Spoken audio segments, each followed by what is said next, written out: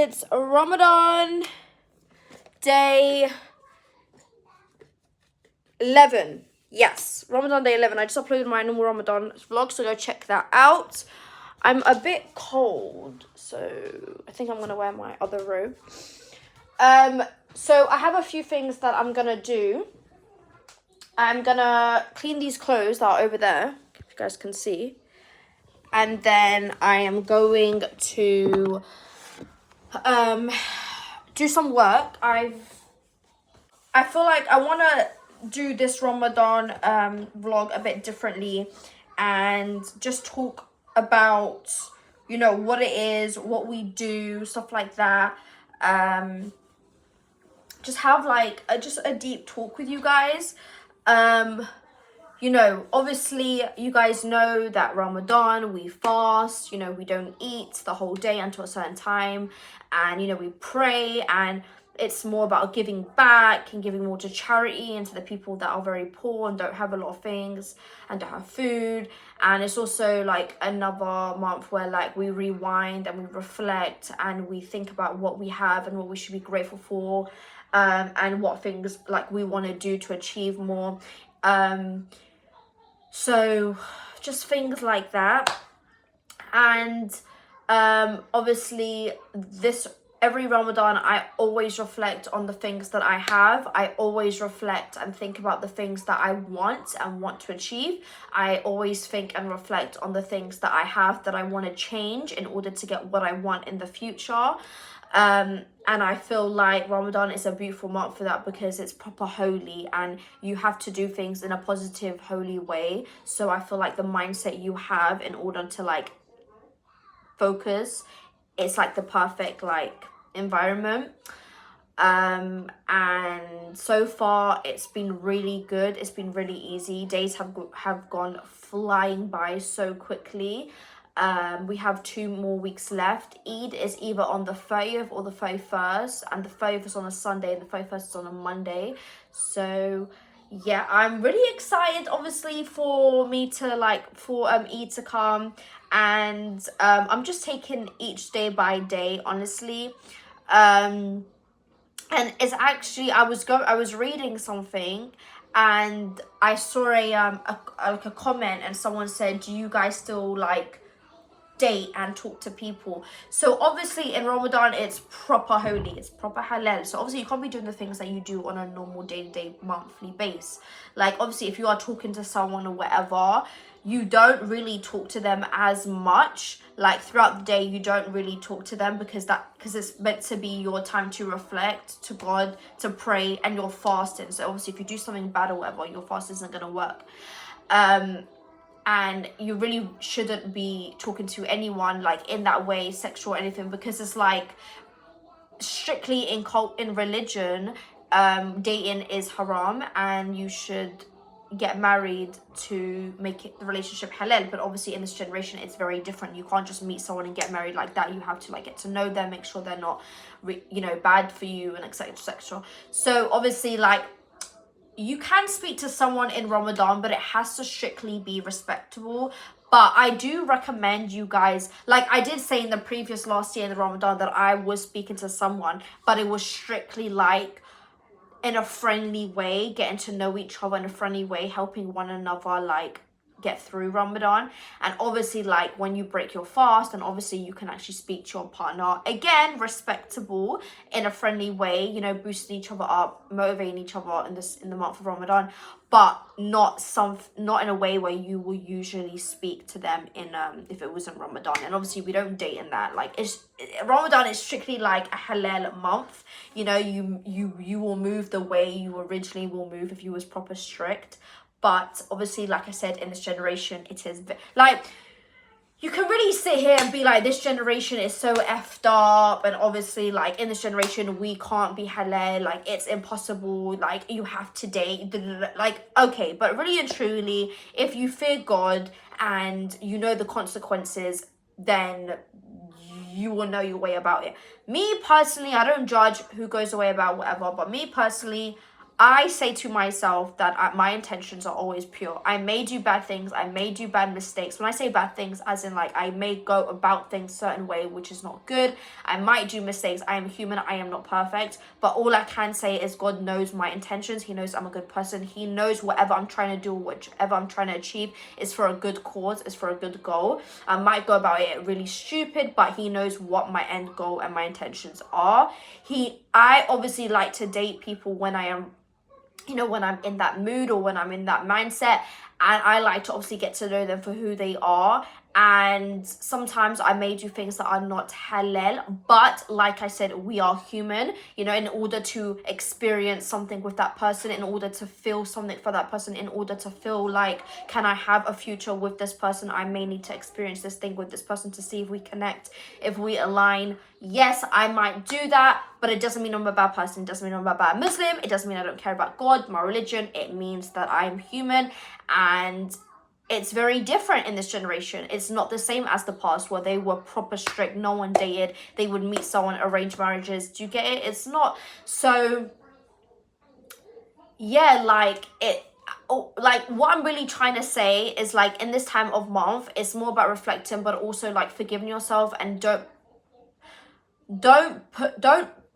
put so much hard stress on yourself, you know. Like, we are humans. At the end of the day, we will make mistakes, but as long as you are making them mistakes, but you are learning at the same time, knowing that your intentions are pure, and regardless of how you're getting about it, you want to get something good, you want to get a good goal at the end of it, and you're not just doing pure evil stuff for the point of it, then I'm sure God will literally sake your sins, and he will be like, look, at the end of the day, this girl might be doing mistakes, but I know what she's trying to achieve. She's just going about it the wrong way. And that's when, you know, you pray to God, and you ask God, look, God, Allah, please help me. I'm trying to achieve this. I don't know how to go about it. Please send me a sign. Help me. And he will help you. So, yeah, like, don't you get it? Like, don't. Also, I'm going to show you my Quran. I did show you guys in the other Ramadan, but obviously I have been getting new subscribers recently. So I'm going to tell them, because if you haven't seen my old vlog. But basically, this is my Quran. This vlog, I'm just going to really like dedicate you guys to the religion, just give you a little inside scoop. So what I'm going to do is I'm going to charge my laptop a bit, and then I'm going to tell you guys like, I'm going to tell you guys like why we fast, what are the reasons behind why we fast. So I'm just waiting for this to like go on. This is my Quran. Hello. I eat pizza. Go eat on the table, Baba. Go. No. Okay, well then sit down. Sit here. Good. So this is my Quran. So there are two Qurans. There's one which is completely Arabic version, which I have in the room. But because obviously I can't read Arabic, I like to have the Quran, which is the English translator. So basically, as you guys can see, it has all of like the surahs in here. So it has the Arabic writing, and then it has the English translator. I read this every morning, every night, and before and after I pray. I like to read it because there's a lot of things. I don't know what the Quran, like, so when I'm reading it, it's like very interesting to like understand and, you know, to know a lot about the Quran. And obviously, the things that we do in Ramadan, we should really be doing it every single day. But like I said, people do slack. People tend to do a lot of things like go out, go clubbing, go whatever, and they forget the war. But that's where I like Ramadan, because as much as you do whatever you do, you always have that 1 month in the year where you can actually get back to realizing this is what religion's all about. This is actually what it's all about. What are the rules of Ramadan? So it says basically Ramadan is observed to fulfill the 4th pillar of Islam. This means Muslims don't eat or drink any liquids from sunrise to sunset every day of the holy month. So far we have been breaking our fast before it was like 5 o'clock, 5:01. No, it was like 5:40. It goes up. So it'll be like 5:40, 5:39, and then, so today yesterday was the first day we broke our fast at 6 o'clock. Today we break our fast at 6:01, and we fast until 6. And it goes up each time. We eat our last meal, and we call it sahur, so yesterday I think it was at 4:50. Yeah, so around 4. We have to eat anything or drink anything before then. When it gets to 5 o'clock, that's it. We stop. We can't do anything. We can't drink anything. All of that. And then it says, beyond food, during the sunlight hours, there are a number of other things that should be abstained from during this time, including swearing. Yeah, obviously like swearing, anything sexual, stuff like that. And it also says this. So in Ramadan, you cannot do any sexual activity. But if you are married, only married, like if you're in a relationship, this doesn't count. That's haram. But if you are married, you can't do any sexual activity until you break your fast. Because I believe that's true. I think I heard it before. Yeah. Only when you break your fast, then that's fine, because you are married. What is forbidden in Ramadan? Eating and drinking and sexual activities are not allowed between dawn, fajr, and sunset and maghrib. What are couples not allowed to do in Ramadan? Fasting generally entails abstaining from food, drink, and sexual relations before the first light of dawn until the setting of the sun. Muslims are required to fast on each of the 29th to the 30th of Ramadan. There's a lot of questions that are really weird, but obviously there's one that says, can I touch my wife's private parts during fasting? It says, in Abbas allowed the man to kiss and caress and even touch his wife's private parts, provided the man could control his desires. This indicates that as long as you can refrain from engaging in sexual activity, physical intimacy is permissible during fasting.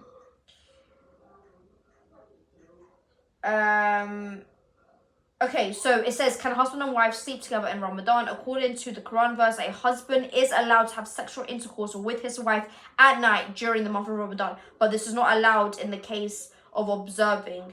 Yeah, so I was right. So if you are only married, not a relationship, if you are married, you are allowed to have sexual intercourse with your wife at night during the month of Ramadan, but it has to be at night when you break your fast. It can't be when you're fasting. It has to be when you break your fast. So yeah, but that's if you are married. If you're not married in a relationship, you can't be doing that. The reason we do Ramadan, like what's the reason, is the month in which it is believed that the Holy Quran was sent down from heaven as a guidance for men and women, as a declaration of direction and means salvation. During this month, Muslims observe a strict fast from dawn on until sunset. What is the reason of Ramadan? Probations during Ramadan, eating, drinking, and sexual activities are not allowed between dawn. Fasting is considered an act of deeply personal worship in Muslims which seek a raise of level closeness to God. What are the intentions of Ramadan? The purpose of Ramadan is to draw closer to Allah, increase, seek forgiveness, and grow spiritually while appreciating blessings and practicing charity. Yeah, so like I said before, Ramadan is all about fasting, putting yourself in the poor people's shoes, realizing what they don't have. It's about forgiving. So all of the mistakes you've done in the past, just asking for Allah to forgive you, giving back, giving more to charity, doing things that you don't usually do to understand and try be in their shoes. And some people actually do fast, but what they do is like they will drink tea for a certain time, and then they won't eat for a certain time, and then they'll eat, but they will drink tea. But we physically can't eat or drink nothing. Why did Allah give Ramadan? The holy month of Ramadan is an act that Allah has made mandatory for every able-bodied, sane adult Muslim. It is meant to purify the mind, body, and soul. Fasting itself teach many things, obedience and dedication for one, as Muslims around the world undertaking fasting. Yeah, so like even for me, when I fast, it like in the beginning it was so hard for me because it was like, oh my God, I'm so used to like eating, like I can't do this. But it really does make your mind, like it puts you in dedication, it motivates you. Like if you generally want to get through this fast, like it pushes yourself, and like understanding the background of it will really truly make you fast regardless, because it's like you have a heart at the end of the day. So what they say is, I'm basically going to tell you everything there is to know about Ramadan, things you do, things you don't do, just in case if you're new and you're starting to do it, or you're thinking to do it. So if you are a woman and you are on your lady reds in Ramadan, you do not pray and you do not fast because you are dirty. Once you get past them days, then you obviously wash yourself, whatever, and then you fast. But after Ramadan, you have to take back them days you missed. So if I was on my lady reds and I missed 5 days, I didn't fast and I didn't pray, then 5 days after Ramadan, I will pray. I will do the 5 days and pray. And fast because I take back the days that I didn't. When you are pregnant, if you're pregnant, carrying a child, you don't fast. You can pray 100%, but you can't fast. If you have the baby after, you can't fast and you cannot pray because obviously when you have the baby, you're still bleeding a bit. So you can't fast, you can't pray. If you have stopped the bleeding or whatever, you can pray, but you can't fast if you are breastfeeding. So like you are priority at the end of the day because you are. But they do say when you are in the middle of your pregnancy, like for me, when I was pregnant, I didn't really know what to do because it was my first time being pregnant in Ramadan. So they basically said to me, my parents basically said, you are priority. At the end of the day, you are pregnant. You are carrying a child in you, so you need to be healthy. You need to, do what you got to do to protect your child and your pregnancy.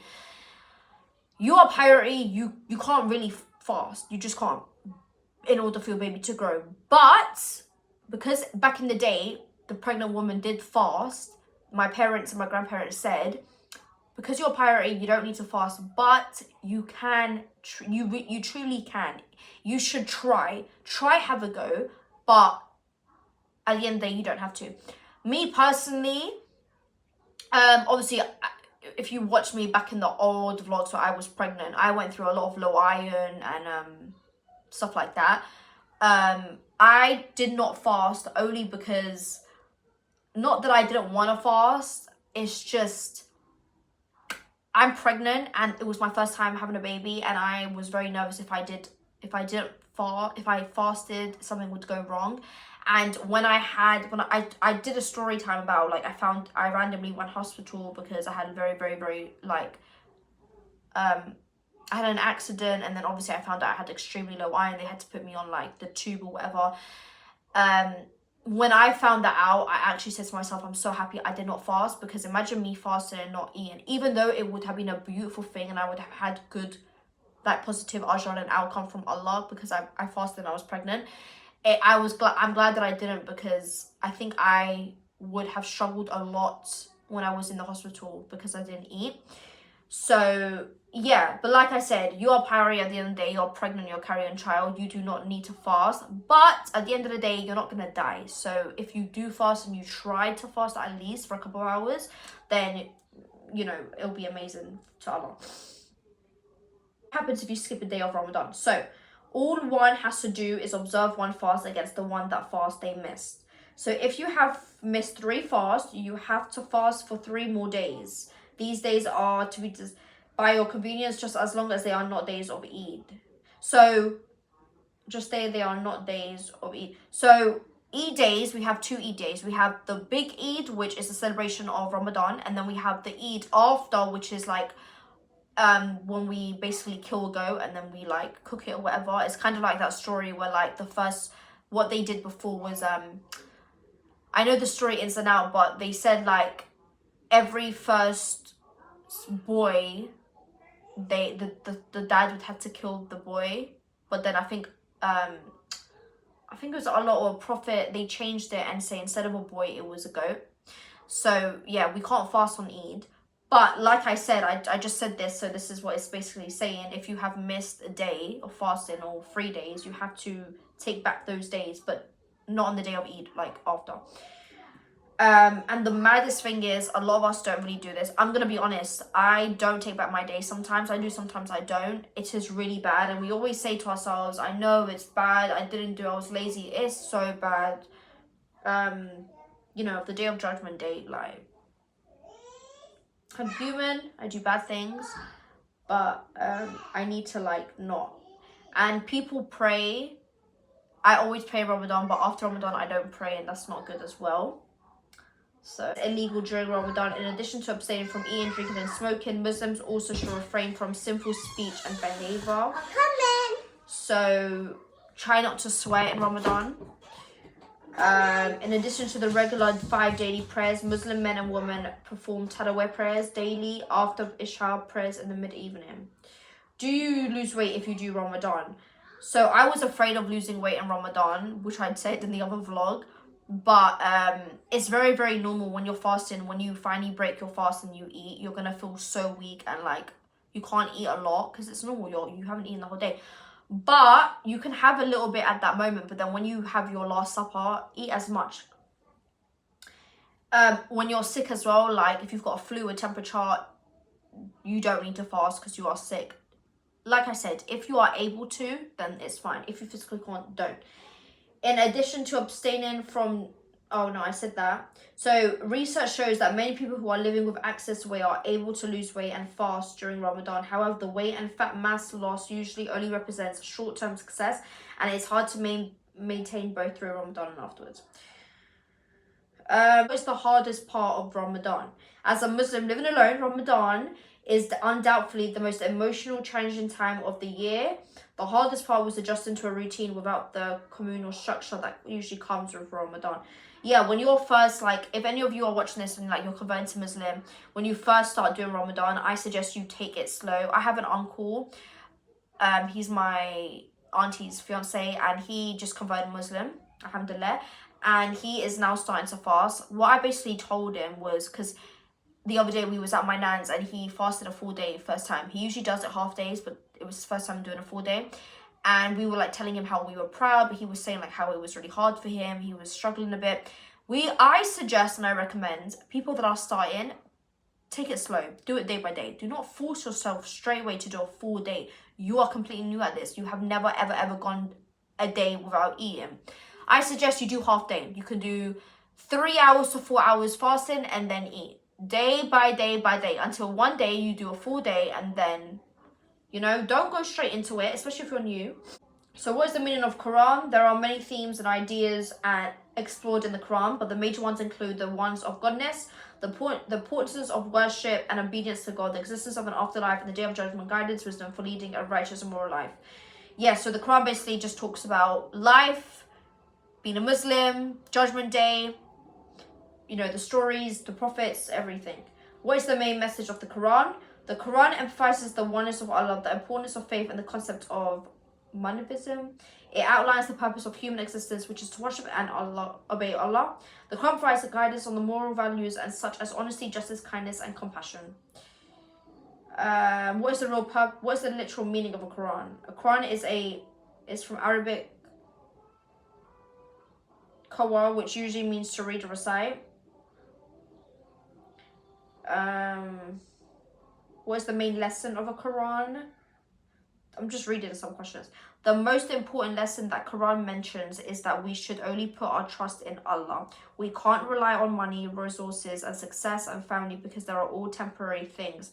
We should get strength and support Allah only. And in the second part, Allah talks about the reward of trusting in Him. So yeah, in the Quran, it's basically saying, at the end of the day, you can trust your friends, you can trust your family, you can trust money, you can whatever, but you should only and always trust Allah, because at the end of the day, He's powerful, He will guide you, He will protect you, He will give you what is meant to be for you, He will remove evil eye, He is powerful.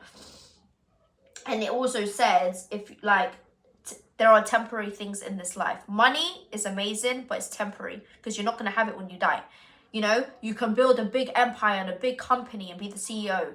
You can have it, but it's temporary, because once you die, it's not going to go with you to the grave. All these things are temporary, but Allah is not temporary. That's basically what the Quran teaches you and stuff. But yeah, it says, what does Allah mean? So Allah is God. We just say Allah. And the English... So in the English language, the word jinn refers to God in Islam, the Arabic word. So Allah in English is God. In Islam is God. But in the Arabic word of God is Allah. It says, how do we know God exists in Islam? The greatest proof of the existence and the lordship of Allah then is discovered in experiences of the heart through which beliefs find comfort, inner peace, moral education, and meaning in the life. So obviously, when you're going through the whole like transition of all of this, you do say to yourself, like, is God really true? Is He really there? I used to have that. I used to believe. I'd be like, Mom, is God real? Is Allah real? Like, I can't see him. Like, sometimes bad things happen. I'm like, if Allah is truly powerful, why does he let bad things happen? Once you get into the religion, there are some stuff in my religion that I don't know, and there are some stuff I do know. I learn every day. You can't be in this life and know everything. Every day is, you've got to learn something. And I truly believe that Allah does things for a reason. He puts people in your life for a reason. They could be temporary, they could be permanently. He puts people in your life to show you, to give you lessons, to show you what mistakes you've done. He gives you things that what is meant to be. Things that you truly wanted and needed, he might remove them. And we may ask, why did Allah do this? I thought it was meant, like, I thought it was meant to have something good. He's showing you, he's teaching you, like, this is not meant for you. Sometimes Allah gives good things to people in good time. You know, sometimes I say to myself, like, why is relationships dating so hard these days? Maybe I haven't found the right one because Allah is saving me until later on. And I've always said this, I've always preached, and I will always forever preach with these videos. You cannot expect Allah to give you something that is meant for you from your future to your present if you are doing things that don't align with your future. If you, for example, if you are with someone in your present and he is not meant for your future, and only God will know this, God will not give you something that is meant for you. If you're talking to someone and you keep saying, and it ended really badly, and you know you want to meet the one, maybe you're not doing something right in order to get the one. So God will not give you something that is meant for your future to be in your present if your present doesn't align with your future, if it doesn't connect. I've always preached about this. You have to fix your future. You have to remove people that are not meant to be in it, people that will push you to do bad things. If a relationship is not working and you try but it's not working, leave it. At the end of the day, it's not the end of the world. God will give you even more great things. I have realized once I've left bad things in the past, I've cried, but then I've realized good things come. Doors open. God always has a plan. In the moment, we might not think and we'll be like, oh, but he has a plan. And I've always confided in God. And when I'm like, when I want something, or I ask for forgiveness, or if I really want something, I'll be like, God, like, and I have seen sometimes it does not work, but that's only because it truly was not meant for me. And I've realized that down the line. And I've actually realized that God actually given me what I wanted because it was meant for me. Like, there are so many times where I prayed and I've asked him for something and I've got it. You can, if you want something so much, so many things you want, always pray to God. It's not selfish. It's beautiful. You're confiding in him. You're going to him because you want something. But he will either give it to you or you don't. And if he doesn't, that's only because you don't need it. It's not meant for you, for your future or you. Or he will give it to you, that specific thing or person, but not right now. It has to be later on. So these are the things that I've learned, like in my religion, that I learned, you know, as growing up. When you go through relationships, when you go through mistakes, when you go through hardship, heartache, all of that, you do tend to learn a lot of things. But all I'm going to say to end this clip is, whatever you do in this life, always confide in God, always confide in Allah, believe in him, know that he will do whatever it is that is right for you, and just have faith and always believe. If you don't have a religion and you're wanting a religion, Islam is beautiful. There are things in Islam like no sex before marriage. There are certain rules that are Islam, and when you find the rules, it's like no sex before marriage, but that's really hard. Like, how is that possible? Sometimes I've learned that the reason why God puts these rules there is to protect you, you know. No sex before marriage. If you are dating someone and you fall pregnant, for example, you're going to be in a predicament where you're going to be so emotional, you're not going to know what to do. So what you're going to do, you fell pregnant with a man, you're not married to him, you're not in love with him. You're either going to abort it, God forbid, or keep the baby. But you're not married, and at the end of the day, we want to be married and in a relationship with a baby, with a family. God has put in sex before marriage, no sex before marriage, to avoid you from having the heartbreak, to avoid you from having abortion, to avoid you from doing simple things. No one is perfect. We are all human. We have done so much sinful stuff. And it is okay to do that, but you have to know when the time is right to stop doing that and learn from your mistakes. If you've done a mistake, learn from it and don't do it again. That mistake is probably going to get you to the path that you were meant to be on. Yeah, life is a journey. Islam is a beautiful religion. It's complicated, it's confusing, but everything that is in the Quran, which I recommend you guys reading, is in order to, you know, motivate you, to educate you, to put you in the right path and to protect you. So yeah, Ramadan is all about learning these things. And if you do like simple things in Ramadan, it's not the end of the world. Just repent, ask for forgiveness. At the end of the day, I always say this: God knows your intentions. If God truly feels like you're an evil person and you just do evil things, then you'll see how your life will turn out. If you do mistakes and your intentions are generally really pure, I'm sure God will just guide you and just be like, look, I'm showing you signs, so follow the signs. But yeah,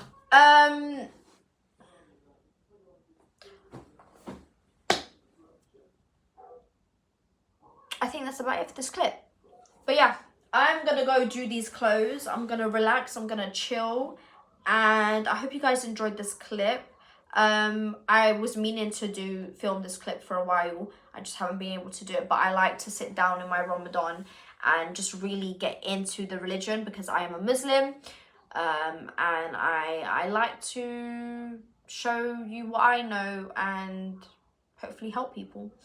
So yeah, but I hope you guys are having a good day so far. I hope your fast is easy and you're praying and you're reflecting yourself.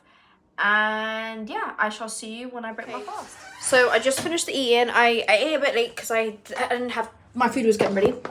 So, but right now,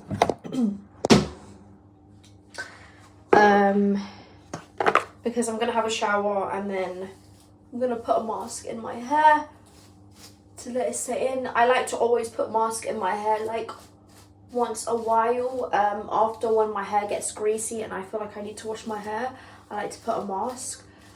And this is my favorite mask. But yeah, I've been editing half of this vlog. Oh, that was a lot. I've been editing half of this vlog, and it's turning out really well. I'm excited for you guys like to see it and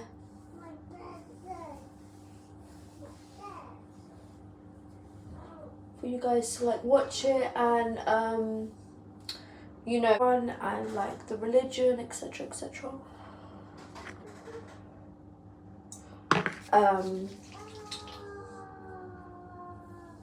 So yeah, I'm still watching Prison Break, bear in mind. I'm literally still watching it.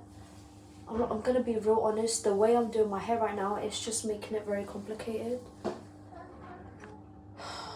I need to,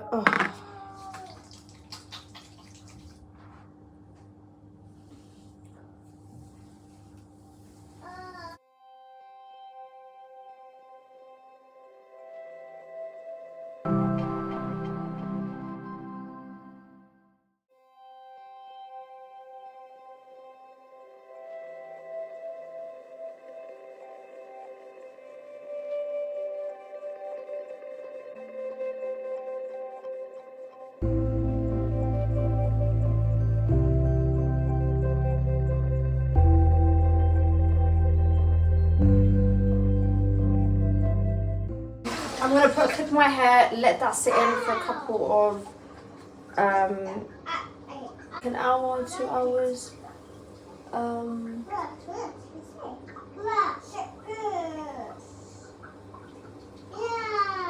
And yeah,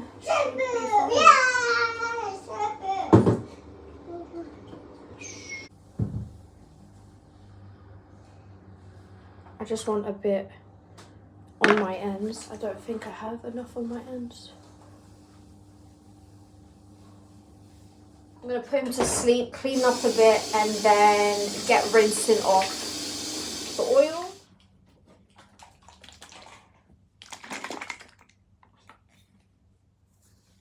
Right, come here.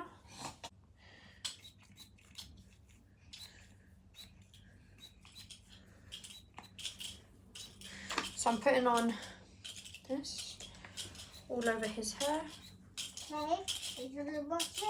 His oil literally just ran out, so I need to go and grab oil. Face me. Mommy, I did the house. Mommy, I did the house. What? I did the house. I did the house. I did the house. I'm gonna brush it. Hey. I'm gonna brush. Mommy, I'll brush your hair. I'm gonna brush your hair quickly. Sorry. Put your head up. Ouch! Sorry. Sorry. Pushing on the floor. Hmm? Pushing on the floor. Hold it. Ow!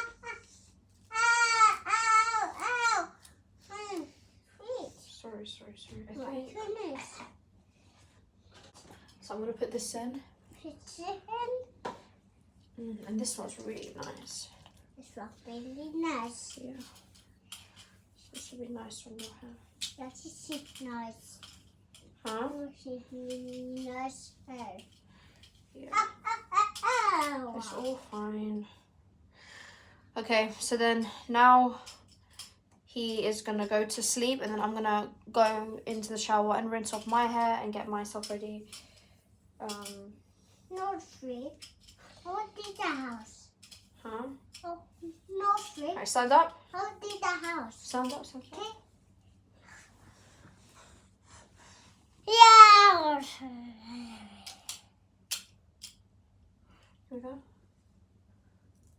Ah. Sorry. It's all fine. Don't worry. Cool. Let me just put this up. I cut two. No, stop jumping. What are you doing?